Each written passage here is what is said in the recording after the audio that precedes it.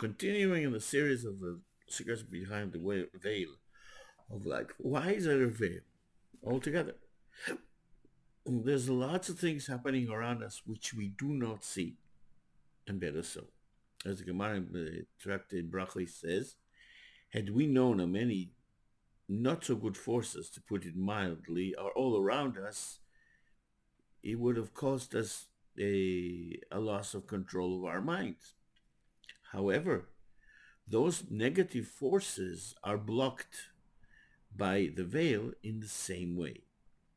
A stronger way, in the past it's known as something called dibuk, that a person has committed some kind of a terrible offense to someone else, and therefore that soul goes into the other person's body and causes them suffering in certain areas or to go crazy, and rabbis could not take this out. But today it doesn't exist. As our minds and our way of serving God is diminished, so is the negative side. However, we have a huge advantage over it, all those books. It's all available. You don't want to read, you want to hear, very well. A friend who's a trainer, he listens to videos and classes and shiurim on while he's training in his ears.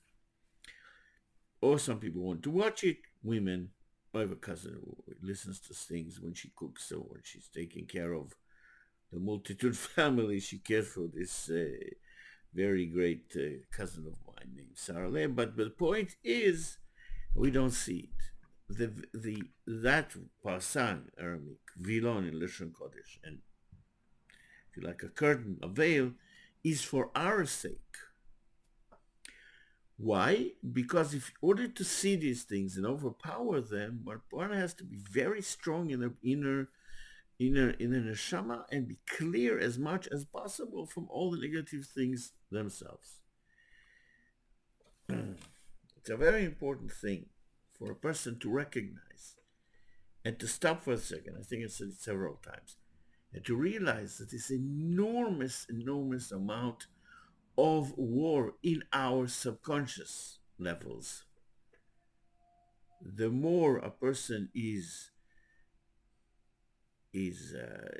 more physical and less spiritual, the more he or she affected by the negative side. Spirituality, not in the sense that people think that they can call all kinds of spirits and whatever. No, it's not that.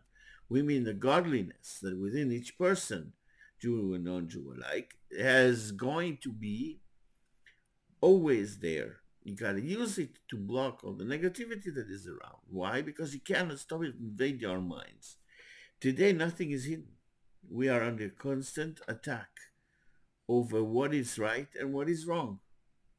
And therefore, a person has to realize that they have an inner power by connecting to God and disconnecting from the negative side. Because behind the veil, on the negative side, there are terrible, terrible creatures. Once they were put sublimely within advertisements and such, today it's all open. You have terrible movies, you have terrible figures, you have very graphic descriptions and on film and so on and so forth. And a lot of people think that guns are fine and in playing with guns and all this. It's just a game, some kind of fake hero beating everybody up. It's just a game. When somebody breaks somebody else's hand, it's terribly painful. Somebody shoots someone or gets shot, God forbid, it kills or maims or just extremely painful. We are so immune, so insensitive to these things. And because the veil exists, we don't actually see them to push them away and combat them. We think it's all right, when it isn't.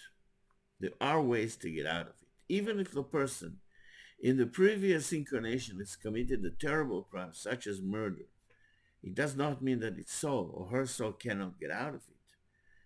Whatever the person does now can eradicate not just the incarnation now, not as incarnation back. Somebody told me that they had some kind of a terrible suffering in families when one of the great rabbis told him, you should hold on because you're eradicating 4 previous incarnations. Remember, we can eradicate not just today, but also the past. Good Shabbos.